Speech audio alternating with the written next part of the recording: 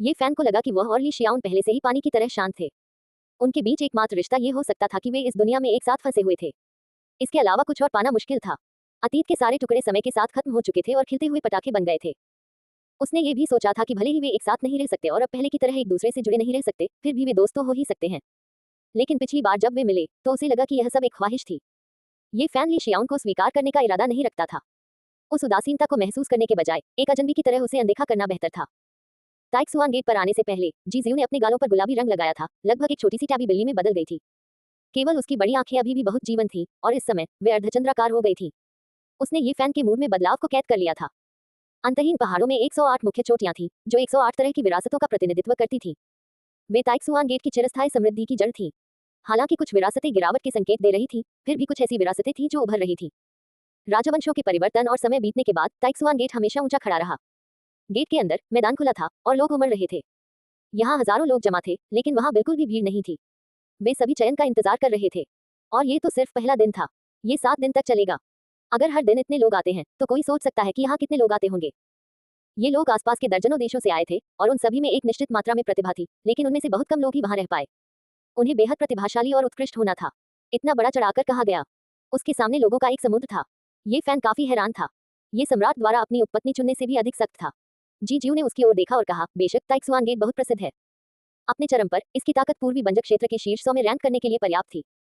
यह एक दुर्लभ सुपर बल है जो 10,000 से अधिक वर्षों से अस्तित्व में है।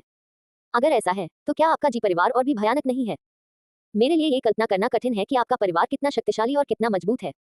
प्राचीन वंश और पवित्र भूमि लंबे समय से अस्तित्व में है और उन्हें मापा नहीं जा सकता। यहाँ तक कि मेरे पास भी यह समझने का कोई तरीका नहीं है कि उनकी विरासत कितनी गहरी है। ये सुनकर ये फान केवल ठंडी हवा की सांस ले सका।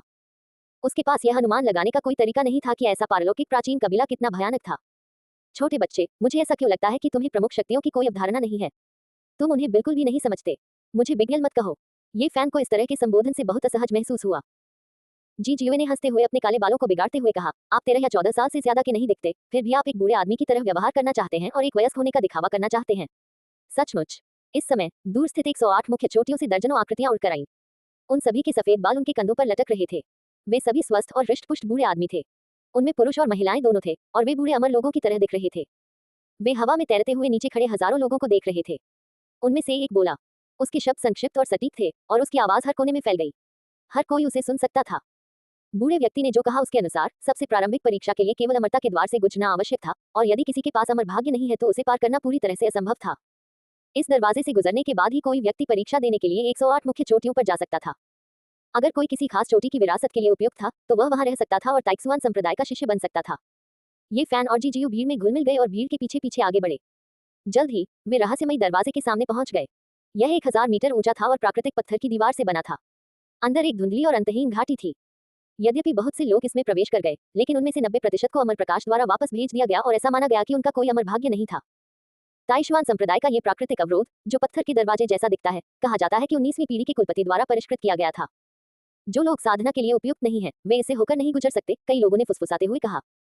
जिन लोगों को बाहर भेजा गया था, उनमें से कई लोग बहुत अनिच्छुक थे और पुनः आगे बढ़ गए, लेकिन परिणाम अलग नहीं हुआ।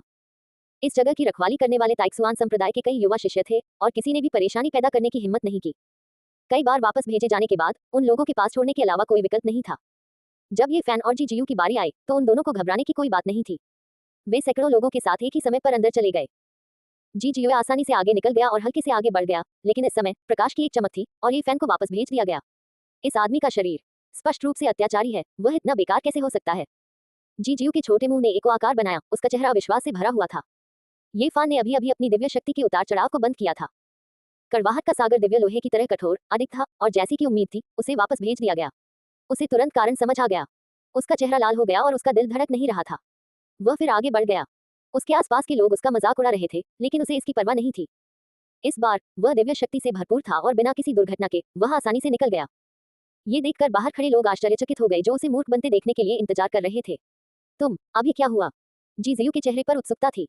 उसने उसे नाप कर कहा, तुम्हारा शरीर बहुत खास है। जरूर कोई राज होगा। अंत में हजारों लोगों में से केवल कुछ हजार लोग ही बचे। वे अपने अमर अवसरों की तलाश में 108 मुख्य चोटियों की ओर बढ़े। उनमें से कई फिर भी असफल हो गए और केवल कुछ ही रह पाए। सर्वोच्च रहस्य संप्रदाय की गहराई में अनगिनत खूबसूरत पर्वत शिखर थे। उनमें से 108 मुख्य शिखर सबसे शानदार थे। कुछ मुख्य चोटियां आकाशीय संगीत से भर गई थीं। बादल और धुंध तैर रहे थे और बहुरंगी रोशनी टिमटिमा रही थी। कुछ मुख्य चोटियां जीवन शक्ति से भरपूर थीं। झरना हजारों फीट लंबा था और यह ऐसे गिर रहा था जैसे 9 आकाशों से आकाशगंगा गिर रही हो। कुछ मुख्य चोटियों पर अमर सारस हवा में नाच रहे थे और स्वर्गीय महल हवा में तैर रहे थे। यह अत्यंत शुभ था, मानो ये दुनिया से बाहर एक शुद्ध भूमि हो। वे महल पहाड़ों पर नहीं, बल्कि बादलों पर तैर रहे हैं। ये फैन को गहरा सदमा लगा। इसमें अजीब क्या है? ऐसी महाशक्ति का ऐसा करना स्वाभाविक है। हमारे परिवार के पास अभी भी एक प्राचीन शहर है जो कभी नहीं गिरेगा। ये फैन केवल चुपचाप आहें भर सकता था। मैं यहाँ थोड़ी देर प्रतीक्षा करूंगा। मैं अंधेरे में देखूंगा कि कौन मुझसे निपटना चाहता है। जब समय आएगा मैं उन सभी को बाहर खींच लूंगा। जी जीव ने अपनी बड़ी बड़ी आंखें झपकाई और फिर कहा, हालांकि चूंकि हम यहाँ आए हैं इसलिए हम यहाँ बिना कुछ किए नहीं आ सकते। सर्वोच्च रहस्य संप्रदाय के पास कुछ पौराणिक रहस्यमय प्राचीन तकनीकें हैं जो अद्वितीय हैं। यहाँ तक कि पवित्र भूमि और प्राचीन कबीले भी उनसे ईर्ष्या करते हैं। ये फैन बहुत ललचा गया और बोला, तो फिर इसमें संकोच की क्या बात है? चलो उस मुख्य शिखर को चुनते हैं जिसमें इस तरह की विरासत है। दुर्भाग्यवश ऐसा कहा जाता है कि वे प्राचीन तकनीकें लगभग लुप्त हो चुकी हैं और कई वर्षों से उनमें गिरावट आ रही है। हम केवल अपनी किस्मत आजमा सकते हैं। जीजीयू प्राचीन कुलों से आई थी और बहुत ज्ञानी थी। उसे सर्वोच्च रहस्य संप्रदाय की एक निश्चित समझ थी। अंत में वे दोनों एक बहुत ही उजाड़ मुख्य शिखर की ओर चले गए। यह मुख्य शिखर बहुत भव्य नहीं था। ये केवल 3000 मीटर ऊंचा था। इसके अंतर्गत दर्जनों अधीनस्थ चोटियां थीं और उनमें से कई मुख्य शिखर से भी ऊंची थी। ये स्पष्ट था कि यह एक घटती हुई विरासत थी। ये जगह बहुत शांत थी और लगभग कोई भी दिखाई नहीं दे रहा था। मुख्य शिखर को प्राचीन पेड़ों और पुरानी लताओं का जंगल कहा जा सकता है। ये बहुत उजाड़ था, जैसे कि लंबे समय से कोई दिखाई नहीं दिया हो। हालांकि यह 108 मुख्य चोटियों में से एक है और एक शक्तिशाली विरासत का प्रतिनिधित्व करता है। ऐसा लगता है कि यह पूरी तरह से क्षीण हो गया है। ये स्थान बहुत उजाड़ है और पहाड़ के द्वार की रखवाली करने वाला कोई शिष्य भी नहीं है। ये फैन को लगा कि कुछ भी हासिल करना मुश्किल था। जी जीव ने अपने छोटे से फूल जैसे चेहरे को रगड़ा और फिर उसकी बड़ी आंखों से दिव्य प्रकाश की 2 किरणें निकली जो लगभग एक ठोस पदार्थ में बदल गईं और उसके सामने मुख्य शिखर पर फैलने लगी। अतीत में यह मुख्य शिखर अतुलनीय रूप से समृद्ध था। दुर्भाग्य से 500 साल पहले इस शिखर के स्वामी ने याओगुआन पवित्र भूमि के सर्वोच्च बुजुर्ग के साथ लड़ाई की और एक साथ मारे गए। विरासत लगभग टूट गई थी। तो फिर हम अभी भी यहाँ क्यों हैं? ये फान को समझ नहीं आया। सर्वोच्च रहस्य संप्रदाय के 108 मुख्य शिखरों ने वास्तव में कभी अपनी विरासत नहीं खोई है, क्योंकि प्रत्येक मुख्य शिखर एक प्राकृतिक शास्त्र है। भले ही यह सैकड़ों या हजारों सालों से कमजोर रहा हो, लेकिन जल्द ही या बाद में ये फिर से फलेगा फूलेगा। शास्त्र प्रकट होगा और विरासत फिर से खुलेगी। आखिर यहाँ ऐसा क्या है जो आपकी इतनी दिलचस्पी जगाता है? किंवदंती है कि इस चोटी में एक प्रकार की अमर तकनीक है जिसमें अथाह शक्ति है, जिससे सभी पवित्र भूमि ईर्ष्या करती हैं। जी जीव की आंखें चमक उठी। अमर तकनीक। ये सही है, क्योंकि यह बहुत रहस्यमय है, लगभग राक्षसी, लगभग अमर, इसीलिए इसे अमर तकनीक कहा जाता है। इसमें क्या खास बात है? ये फैन बहुत उत्सुक था और उसे लगा कि इस तरह की विरासत असाधारण होनी चाहिए। यदि इस तरह की अमर तकनीक का विकास और उपयोग किया जाए तो ये कभी कभी किसी व्यक्ति की युद्ध शक्ति को कई गुना या 10 गुना तक बढ़ा सकती है। जी जीव बहुत उत्सुक थी। यह एक रहस्यमय विरासत थी। जब इस तकनीक का इस्तेमाल किया जाता था तो ये कभी कभी किसी के शरीर की ताकत से कई गुना ज्यादा ताकत पैदा कर सकती थी। हालांकि यह कभी कभार ही हो सकता था और हर बार सफल नहीं हो सकता था, फिर भी ये बहुत भयानक था। अगर दुश्मन से लड़ते समय ये गलती से चालू हो जाता तो यह अक्सर अकल्पनीय घातकता पैदा कर देता। क्या ऐसी कोई तकनीक है? ये फैन बहुत उत्साहित था। ऐसा कहा जाता है कि एक बहुत ही रहस्यमय प्राचीन शास्त्र था जिसमें गहन मानसिक साधना विधियों का वर्णन नहीं था। इसमें केवल 9 प्रकार की गुप्त तकनीकों का वर्णन था और हिताव शास्त्र, शून्य शास्त्र और अन्य अमर शास्त्रों जितना ही प्रसिद्ध था। दुर्भाग्य से वह प्राचीन शास्त्र विभाजित था और 9 गुप्त तकनीकों का एक ही समय में प्रकट होना मुश्किल था। वे सभी दिशाओं में बिखरे हुए थे और कुछ गुप्त तकनीकें हमेशा के लिए गायब भी हो सकती थी। अफवाह यह है कि इस मुख्य शिखर की अमर तकनीक उस समय की 9 गुप्त तकनीकों में से एक थी। सिर्फ 9 गुप्त तकनीकें पवित्र भूमि के प्राचीन ग्रंथों के बराबर हैं। ये फैन ने ठंडी हवा की सांस ली। इस मुख्य शिखर की विरासत 9 रहस्यों में से एक थी और इसकी एक महान उत्पत्ति थी। मुझे आशा है कि मैं इस गुप्त तकनीक को खोज पाऊंगा। जी जीव की आंखों में दिव्य प्रकाश प्रवाहित हुआ। क्या सर्वोच्च रहस्य संप्रदाय में यही एकमात्र गुप्त तकनीक है? जी जीव ने सिर हिलाया और कहा, यह पहले से ही भाग्य है कि वे एक गुप्त तकनीक प्राप्त करने में सक्षम थे। इस समय ये शांत और सुनसान था। मुख्य शिखर के तल पर स्थित पर्वत द्वार पर घास फूस उगाए थे और यह किसी भी तरह से दिव्य पर्वत जैसा नहीं लग रहा था। कुछ ही दूरी पर एक प्राचीन पेड़ पर कुछ कौवे जोर जोर से कांव कांव कर रहे थे और उड़ने के लिए अपने पंख फड़फड़ा रहे थे। पहाड़ पर बना रास्ता पूरी तरह से कांटों से भरा हुआ था और पेड़ पौधे अस्त व्यस्त थे। ऐसा लग रहा था जैसे किसी ने बहुत दिनों से इसकी सफाई नहीं की थी। इसी समय एक झुका हुआ कांपता हुआ बूढ़ा आदमी पहाड़ पर स्थित एक जीर्ण शीर्ण महल से बाहर निकला और नीचे चला आया। क्या आप परीक्षा देने आए हैं? उसकी बूढ़ी आंखें धुंधली थी जब उसने कहा, 500 साल हो गए हैं और विरासत अभी तक सामने नहीं आई है। ये लगभग टूट चुकी है। मुझे नहीं पता कि इसमें कितना समय लगेगा। अगर तुम यहाँ आओगे तो तुम केवल अपना समय बर्बाद करोगे। हमें डर नहीं है। हमारे पास इंतजार करने के लिए बहुत समय है। जीजीयू ने बहुत ही प्यार से मुस्कुराया और बूढ़े आदमी का समर्थन करने के लिए आगे बढ़ी। वह बहुत ही जीवंत और बुद्धिमान थी। 3000 मीटर ऊंची मुख्य चोटी पर कई महल थे, लेकिन उनमें से कई ढह चुके थे।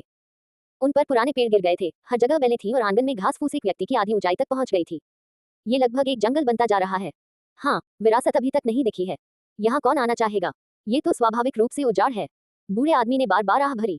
इस समय 10 से अधिक दिव्य इंद्रधनुष उनके सामने मुख्य शिखर की ओर उड़ते हुए गुजरे। ये फैन ने ली जियाओंग को इतनी जल्दी फिर से देखने की उम्मीद नहीं की थी। वह पहले से ही एक जीवन वसंत क्षेत्र साधक थी और इंद्रधनुष पर उड़ सकती थी। सामने की मुख्य चोटी अत्यंत समृद्ध है। बेहतर होगा कि आप इस चोटी के बजाय वहां की विरासत को चुने, बूढ़े व्यक्ति ने अच्छे इरादे से सुझाव दिया। हमें केवल इस शिखर की विरासत की परवाह है। जी जियोए ने मंद मंद मुस्कुराया। बूढ़े व्यक्ति ने मुस्कुराते हुए सिर हिलाया और कहा, अच्छा, तुम में महत्वाकांक्षा है। आपको पता होना चाहिए कि इस शिखर की विरासत पौराणिक 9 रहस्यों में से एक है। मुझे आशा है कि आप इसे प्राप्त कर सकते हैं।